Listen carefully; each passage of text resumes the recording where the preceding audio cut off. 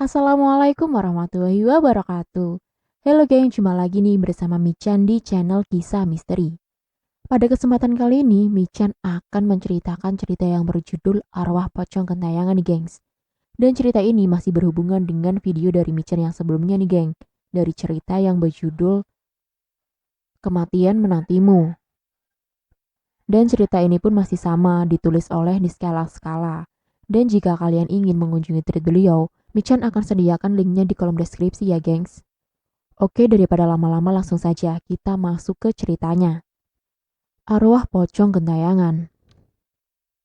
Setelah Pak Sumar dimakamkan, seperti biasa tradisi orang Jawa, keluarga Pak Sumar mengadakan tahlilan atau kenduri selama 7 hari berturut-turut. Selama 7 hari tersebut, semua berjalan lancar dan baik-baik saja tanpa ada hal yang terjadi. Setelah 7 hari berlalu, kejadian di luar nalar mulai dirasakan oleh beberapa warga di sekitar rumahku. Termasuk aku sendiri pun mengalaminya. Semua dimulai dari cerita Pak Darso yang mengaku telah dihantui oleh arwah Pak Sumar. Malam itu Pak Darso sedang bersiap-siap akan berangkat ronda. Jam menunjukkan pukul 21.30 waktu Indonesia Barat.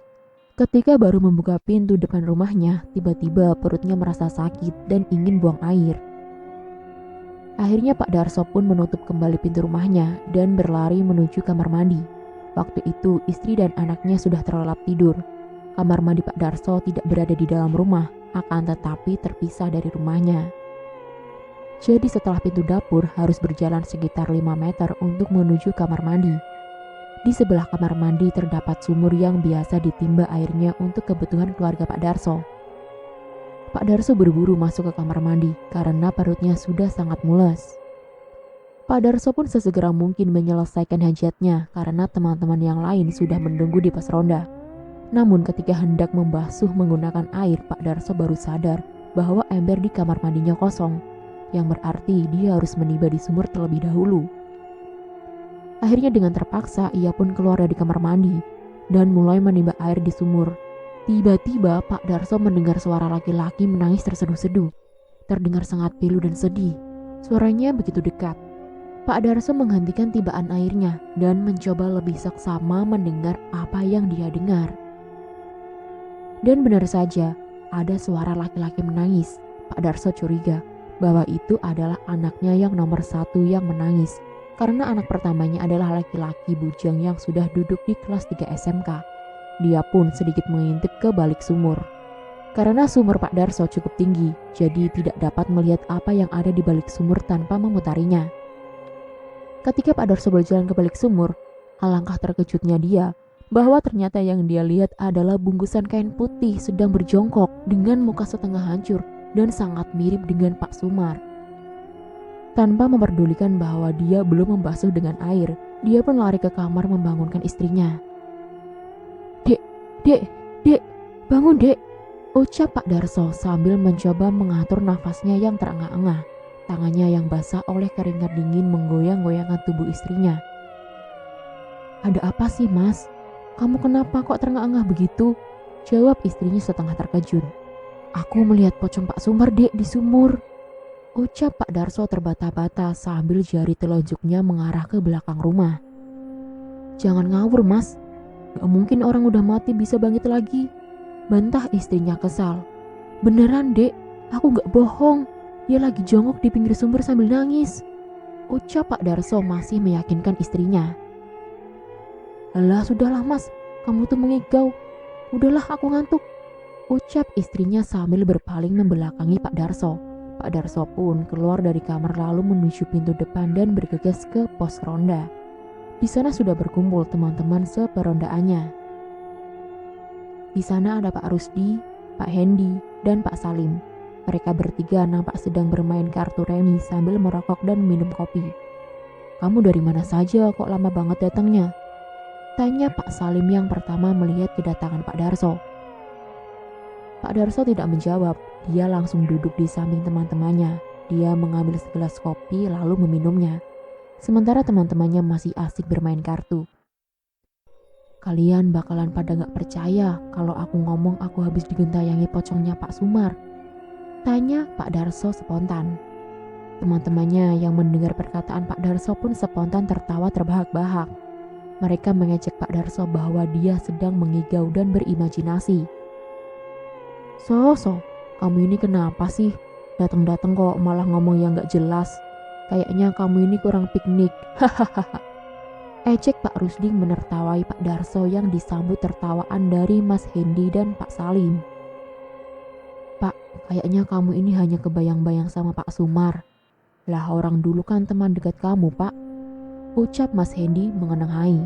Pak Darso hanya diam dengan ekspresi kesal kepada teman-temannya. Belum sampai Pak Darso menjawab, tiba-tiba tuk, tuk, tuk. Ada yang mengetuk-ngetuk kayu bagian belakang pos ronda. Pak Darso dan lainnya pun terdiam sejenak. Namun suara itu masih berulang-ulang. Heh, suara apa itu? Pasti ada yang usil ini. Heh, siapa yang di belakang? Jangan bercanda, bentak Pak Salim kesal. Tidak ada jawaban, justru suara orang mengetuk-ngetuk kayu belakang semakin cepat dan kencang. Pak Darso pun ketakutan. Kayaknya itu Pak Sumar. Kayaknya dia nih, ucap Pak Darso dengan bibir gemetar dan ekspresi ketakutan. Mereka pun sepakat untuk mengecek bersama-sama ke belakang pos ronda. Mereka berempat saling dorong satu sama lain agar menjadi yang paling depan. Akhirnya setelah sampai di bagian belakang pos ronda, yang mereka lihat adalah pocong yang sedang mengetuk-ngetukkan kepalanya di kayu bagian belakang pos ronda. Wajahnya setengah hancur. Ketika menengok ke arah Pak Darso dan ketiga temannya, mereka berempat pun lari tunggang langgang menuju rumah masing-masing, dan tak ada yang berani keluar rumah lagi. Selepas kejadian tersebut, berita tentang arwah Pak Sumar yang gentayangan pun tersebar dengan cepat dari mulut ke mulut. Warga di sekitar rumahku pun menjadi sangat ketakutan dan tidak ada yang berani berada di luar rumah setelah maghrib tiba. Berita tersebut pun sampai di telinga Bu Sauda dan Mas Robi. Mereka tidak percaya dan tidak terima dengan kabar yang beredar di warga sekitar. Mereka mengaku tidak pernah sekalipun dihantui oleh arwah suami dan bapaknya itu. Akibat berita yang beredar, Bu Sauda dan Mas Robi memilih mengucilkan diri dari masyarakat. Mereka jarang sekali terlihat keluar rumah kecuali saat Mas Robi sekolah.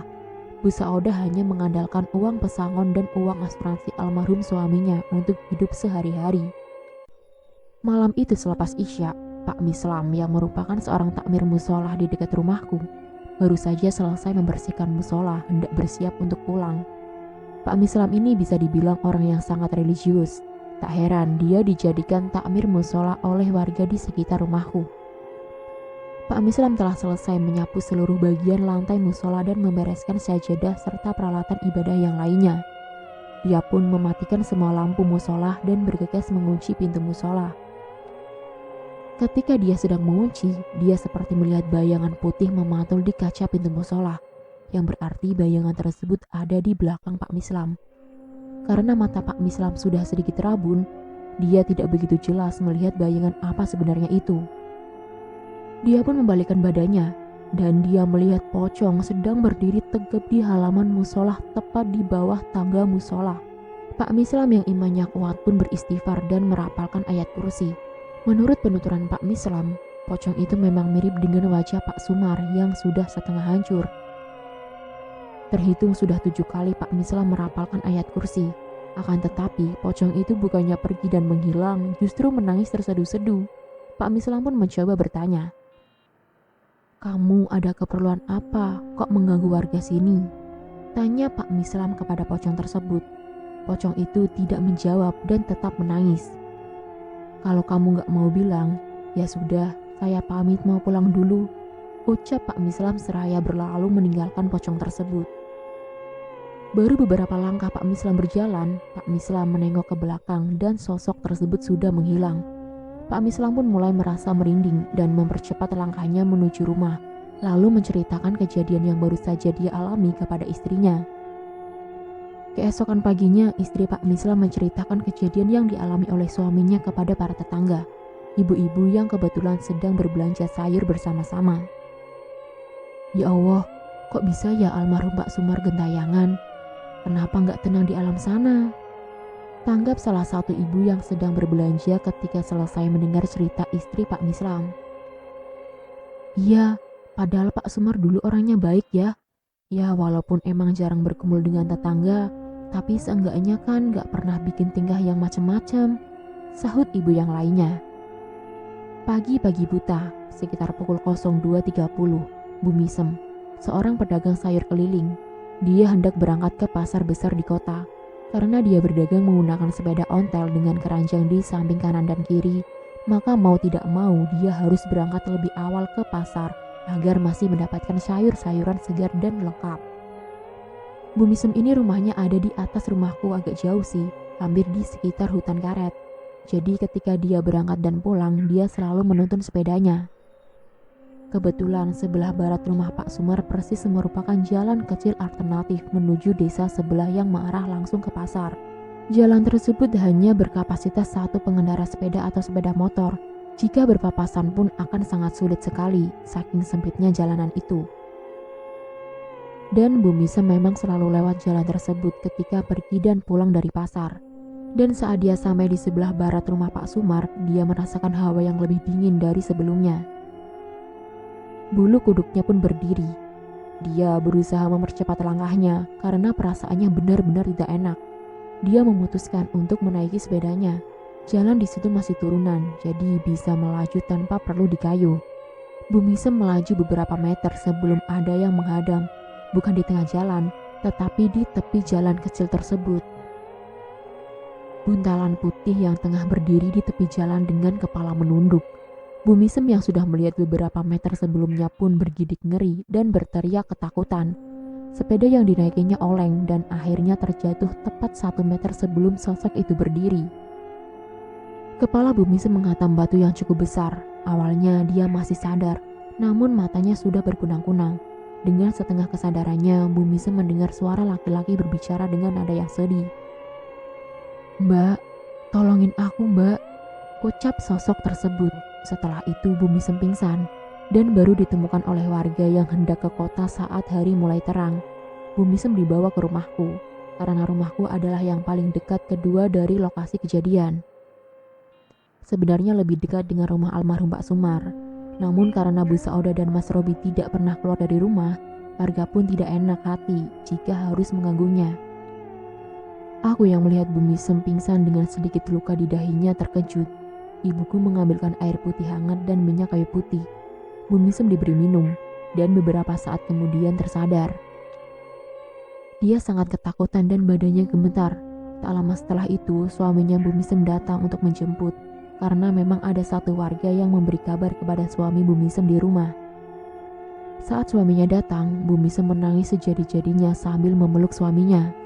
Dia merancang tidak jelas, seperti ingin menceritakan sesuatu, tetapi masih sangat ketakutan. Setelah ditenangkan oleh suaminya, akhirnya Bu Misem bisa bercerita walaupun dengan sedikit terbata. "Tadi waktu aku lewat di baratnya rumah Pak Sumar, ada pocongnya Pak Sumar menghadang di jalan itu. Aku ya ketakutan banget, terus oleng, dan aku jatuh. Aku sempat teriak-teriak, tapi jam segitu belum ada yang bangun sih." Jelas Bu Misem sambil mengelap sisa air matanya.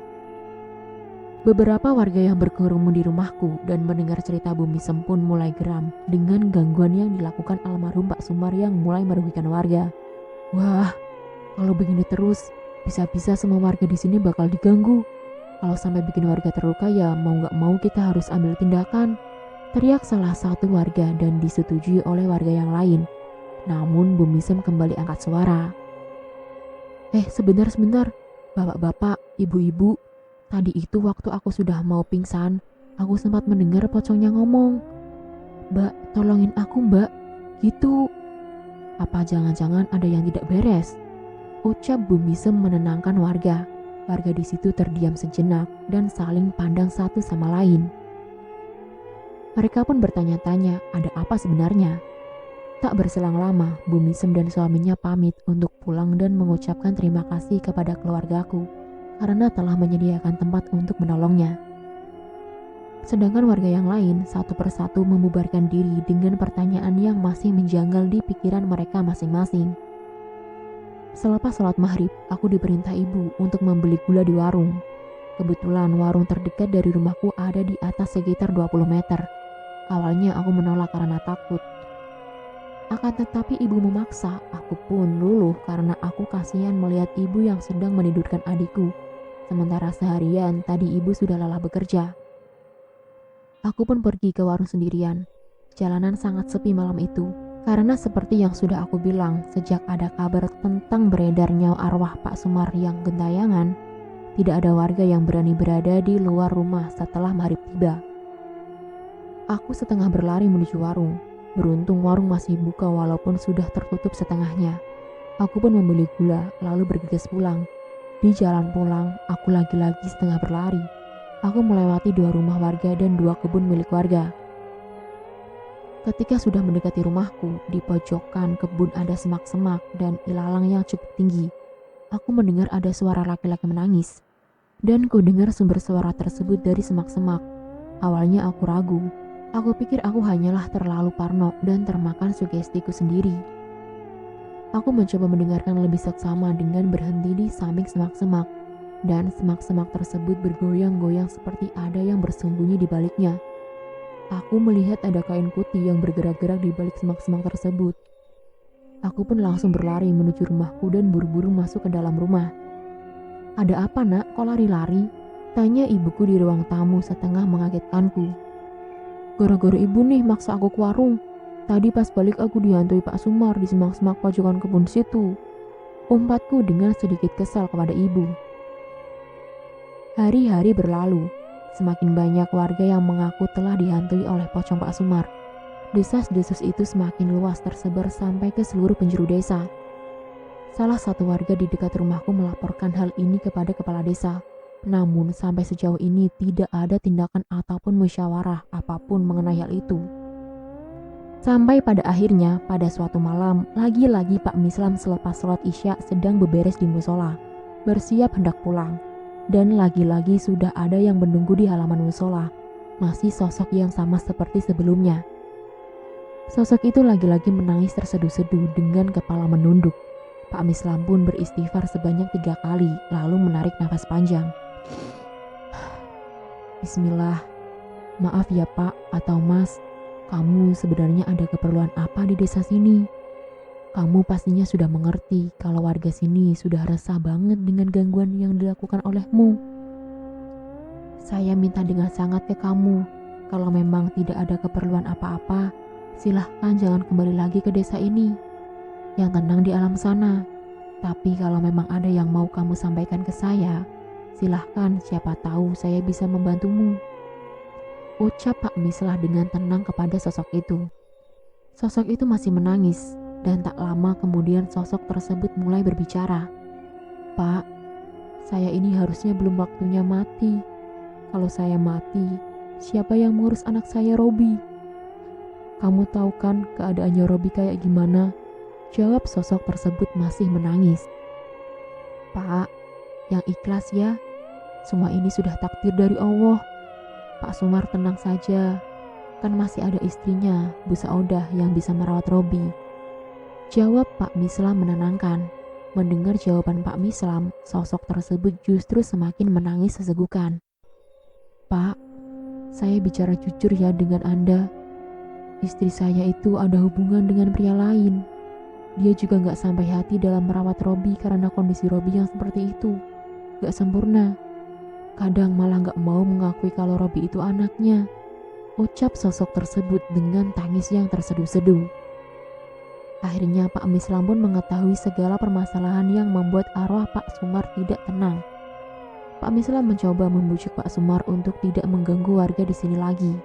Sementara Pak Mislam akan merundingkan dengan beberapa warga yang dapat dipercaya tentang masalah Pak Sumar ini. Keesokan harinya selepas sholat Isya berjamaah di musola, Pak Mislam melarang beberapa warga untuk pulang terlebih dahulu. Pak Mislam menyampaikan bahwa ada hal yang perlu dirundingkan bersama. Di sana ada Pak Salim, Pak Darso, Pak Rizwan, dan Pak Ipul.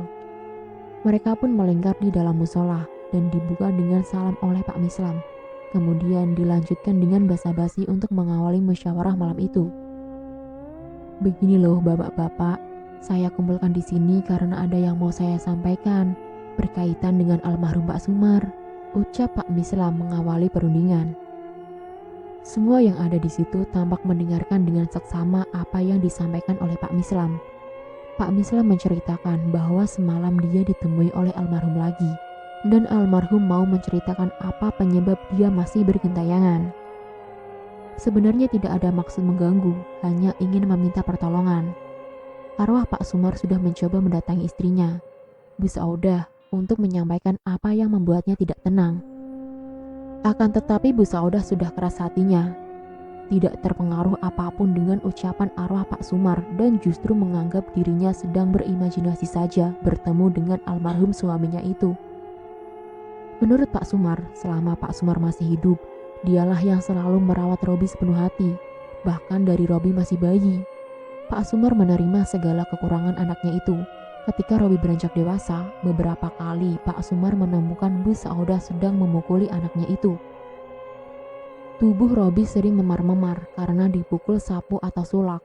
Kadang jika Pak Sumar sedang ada urusan pekerjaan keluar kota, Robi tidak diberi makan. Karena Pak Sumar memiliki sebuah usaha jual beli barang dan bisnisnya sudah lumayan berkembang, akhirnya mengharuskan dia sering ke luar kota untuk bertemu dengan klien-kliennya. Ketika Pak Sumar pulang dari kota, tak jarang dia menemukan Robi dalam keadaan demam dan sakit karena kelaparan dan dehidrasi. Pak Sumar sempat akan memperkerjakan orang khusus untuk merawat Robi ketika dia pergi ke kota. Akan tetapi istrinya selalu melarang dan selalu berjanji tidak akan menyakiti Robi lagi. Namun nyatanya selalu berakhiran sama. Sampai suatu ketika Pak Sumar memergoki Bu Saudah sedang berteleponan dengan seorang laki-laki dengan panggilan yang mesra. Akan tetapi karena Pak Sumar ingin menjaga perasaan Robi, akhirnya Pak Sumar memilih untuk pura-pura tidak tahu istrinya itu selingkuh. Semenjak Pak Sumar meninggal, Bu Saudah dan Robi memang sangat jarang terlihat keluar rumah. Robi hanya keluar ketika dirinya sekolah, itu pun selalu dipesankan ojek oleh Bu Saudah untuk mengantar jemput Robi. Memang beberapa kali aku melihat Mas Robi di sekolah belakangan ini badannya semakin kurus dan tak terawat. Sementara Bu Saudah, sangat jarang ada warga yang melihat batang hidungnya. Almarhum Pak Sumar menceritakan bahwa sejak dirinya meninggal, Robi semakin sering disiksa oleh istrinya. Bahkan Bu Saudah sering berhari-hari tidak pulang ke rumah hanya karena berkencan dengan selingkuhannya. Di situ aku baru tahu berarti Mas Robi pun sering membolos sekolah. Pak Sumar hanya ingin meminta pertolongan kepada warga di sekitar rumahnya agar membantu menjaga Robi dan membantu selalu menasehati istrinya agar berubah. Selesai Pak Mislam menyampaikan seluruh cerita yang dia ketahui dari almarhum Pak Sumar, warga yang berunding pun memutuskan untuk merawat Robi secara bergotong royong dengan cara setiap hari membawakan makanan untuk Robi dan rutin mengecek keadaan Robi. Akhirnya mulai keesokan harinya, warga bergantian ke rumah Bu Saudah membawakan makanan untuk Robi. Karena Bu Saudah ketika ada warga yang berkunjung ke rumah selalu berlagak baik kepada Robi, sangat berbeda dengan yang diceritakan almarhum Pak Sumar. Semenjak perundingan itu, Pak Sumar tidak pernah lagi menampakkan dirinya lagi. Prinsip warga di sini yang terpenting warga sudah berusaha membantu merawat Robi semampunya. Entah di belakang Bu Saudah bertindak seperti apa kepada Robi, warga sudah tak bisa ikut campur. Beberapa bulan kemudian Bu Saudah menikah lagi dengan laki-laki yang Pak Sumar sebut sebagai selingkuhan Bu Saudah. Lambat laun, sekitar 2 tahun kemudian, Robi meninggal dunia. Menurut Bu Saudah, Robi terkena kanker tulang. Warga pun percaya saja karena memang seminggu sebelum Robi meninggal, Robi sempat dirawat di rumah sakit. Namun lagi-lagi tidak bisa dipastikan apakah Robi benar-benar mengidap kanker tulang atau justru karena disiksa oleh Bu Saudah. Dan selesai. Sekian dan itulah akhir dari kisah cerita yang berjudul Arwah Pocong Gentayangan, gengs. Dan di sini Michan cuma mau bilang, gengs, seperti yang Michan bilang pada video yang sebelumnya. Kita semua tidak tahu, gengs, kapan ajal kita akan datang. Karena itu semua merupakan takdir Tuhan Yang Maha Esa. Oke, akhir kata Michan ucapkan terima kasih ya gengs untuk kalian yang sudah mau menonton video kali ini. Dan tak lupa nih Michan ingatkan untuk tekan tombol like, comment, share, dan subscribe ya gengs untuk kemajuan channel Michan. Dan jangan lupa juga nih coret-coret di kolom komentar ya apabila ada kata ataupun kalimat yang kurang tepat. Dan jika dalam cerita ini terdapat nama, tokoh, ataupun tempat dan kejadian yang sama, itu hanya kebetulan semata ya, gengs. Sekian, bye-bye. Wassalamualaikum warahmatullahi wabarakatuh.